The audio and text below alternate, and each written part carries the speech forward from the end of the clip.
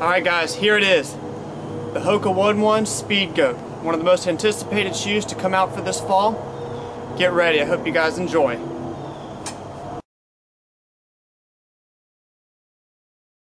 Alright guys, it's Ross, Trainwise Fitness. I'm going to be showing you guys the Hoka One One Speedgoat today. Give you some of my impressions on it. First of all, this shoe is bright. Something I really love. I've always enjoyed shoes that have a lot of bright colors to them, and this shoe fits the bill. I am going to start by saying I got these just a few weeks ago, well really about a week ago. Had a pair of my another pair of Hokas that I'd had. I hadn't even had 100 miles on them. I sent them back for a warranty repair because they started falling apart. And Hoka, to their credit, stood by their product. Sent me a gift card to use on their website to get a new pair of shoes, so I decided to go ahead and pick up these Speedgoats. That way I could give them a fair shot, throw them into my rotation, and tell you what I think about them. So far, probably have about 30 miles on these shoes. It gives me a good feel for where these shoes are. This shoe is designed with Carl Metzer. Kind of helped put his name, put his stamp on it. You can see it right there. The Speedgoat. Not only is it his nickname, but it is one of the toughest 50Ks in America that he puts on out there in Snowbird City. So you know, this shoe is designed to be tough and durable. One of the things you'll notice, this shoe has all new outsole materials. Very durable shoe. Got some good flexibility. Done a lot of work on this shoe. This is built off the Rapa Nui platform, so if you're familiar with the Rapa Nui, you'll be somewhat familiar with this. One of the things Hoka did though is they were hooked up with Vibram. Apologize, my shoes are dirty. It's not one of those reviews that you're going to find where I haven't worn the shoe and I'm going to tell you about it, but I've put this through the ringer, through some water, some mud, so that's a little bit dirty. But anyway, to my point, had Vibram design that outsole, give you a nice deep 5mm lug to get you a little bit more traction out there. And notice again too, Hoka's much to what Hoka's known for is that ultra cushion, ultra thick shoe. These are really nice. Has a stack height of 33mm in the rear. Comes down all the way into a 28mm stack height in the front. So you got about a 5mm drop overall in the shoe. I'm a big fan of shoes about 5 to 8mm. So that's a perfect drop for me. Not everyone enjoys that drop, but to me that's where I find that I run the best in, stay a little more injury free, kind of staying at that a little more minimal to moderate drop, but not quite all the way to a zero drop, and definitely not stacked all the way up at those 12mm plus drops that I found in other shoes. So again, nice Vibram outsole.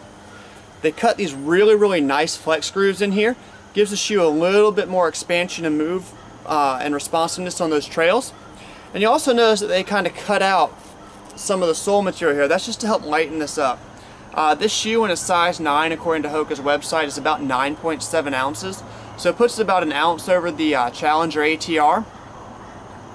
And again, just a little bit higher, a little bit more cushion than that Challenger ATR, so you can go a little bit longer in these shoes. These shoes are being worn by many professionals, Hoka sponsored athletes and others alike that are running 50, 100 miles in these shoes. I've gone up took these out of the box the day I got them, pretty much, and put them through a 12-mile run, and hence since then I've put through a couple other 12/8s in there as well. On my initial run, it was very muddy conditions. This Vibram outsole really helped to keep that traction on the trail there. Hoka also designed a really nice synthetic leather toe guard. Something that you've only seen on the Mafatis probably. Something they didn't quite have on the Stinson ATRs.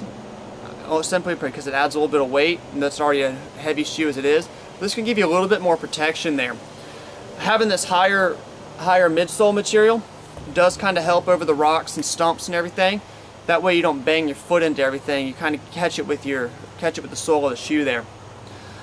As far as the upper materials, it's a nice new synthetic mesh upper, completely seamless. So it's not going to get any hot spots in there. It has these wonderful welded overlays, gives the shoe a really nice fast look just coming off of there. One of the things that Hoka did with this is they stitched the tongue down. So the tongue, it actually runs all the way from here and is stitched into the front of the shoe. So you're not going to really be able to pull the tongue up, but that also means the tongue's not going to drop down on you so much, bunch up. Also allows you to kind of tighten up here through the forefoot and really get a nice snug fit. Before I got these, I'd done a lot of reading from some other people who had bought them and reviewed them on Hoka's website and a couple other websites as well. One of the things I noticed is people complain about these being very tight shoes or the toe box too narrow. Personally, I'm a big fan of the ultra wide toe box. I really love that. I would love to find a combination of that with a little bit more cushion and you know, between a 5 and 8 millimeter drop in that wide toe box. But Hoka's are typically a little bit narrow. So when I got mine, I sized them up a half size. I typically wear a 10. I sized up to a 10.5, which was a good call because when I tried these on, when they came in, I had just a little over that thumbnail width that I'm supposed to have in a pair of shoes. So had I ordered a size 10, my toes would be hitting the end of this. And it would definitely not feel good when I bombed some of those downhills. So again, getting that half size up was great. Like I said, I took these out, ran 12 miles in them right out the bat.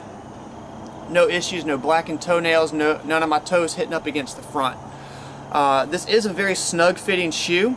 Some of the Hoka athletes that wear it will tell you it's a dialed in fit.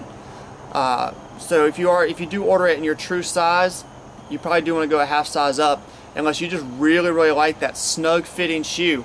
But again, like I said, if I had ordered a size 10, my toes would be hitting the end of this thing and it would not be an enjoyable shoe to wear. One of the things I noticed when I was doing some research on these, Ginger Runner talks about the shoe kind of feeling like when you stand in them that you supinate a little bit, roll to that outside. Something I did notice when I had these on, but I didn't notice with running. Again, I noticed it was standing still, and I've also noticed it in a couple of other Hokas that I've tried over the years. Not a deal breaker, just something that you may or may not notice. But again, when I was running, I didn't notice that with these at all. So you know, that's just going to be a personal thing for you. If if that feeling that you're rolling to the outside is a little too much for you, or you feel like it could cause you to tweak your ankle out there running, maybe not necessarily the shoe for you. But again, this is a very nice shoe. They've padded up the heel. They've taken out those heel cups that so many people complain about on some of the other Hoka shoes. And again, designed with the legendary Karl Meltzer. And you know, if he's going to lend his name to it, you know this is going to be a quality product. So this has been a very durable shoe. One thing that I don't particularly like as much is with running with these, I've noticed that this debris screen, as you can see, is a little bit wider than some others that are out there. It does allow for a little bit more debris and loose dirt to get in there. Not a big deal, you can shake it out. But you know, on some of your longer runs, it may cause you to stop and remove the shoe, shake it out, get some of that dirt out. One thing I did notice on my very first run with these is I did not have this cinched up here in the laces as much as I probably should have, and I did get a little bit more loose debris in from around the top of the shoe here, especially as I bring my other foot up and through during the running gait cycle. So shook the shoe out, really tightened it up, sunk that heel deep down in there. Not a single issue at all. But I will tell you, this is a great shoe from Hoka. Again, my recommendation, I would size this up a little bit. Very nice, light shoe. Another great shoe to add to your running arsenal.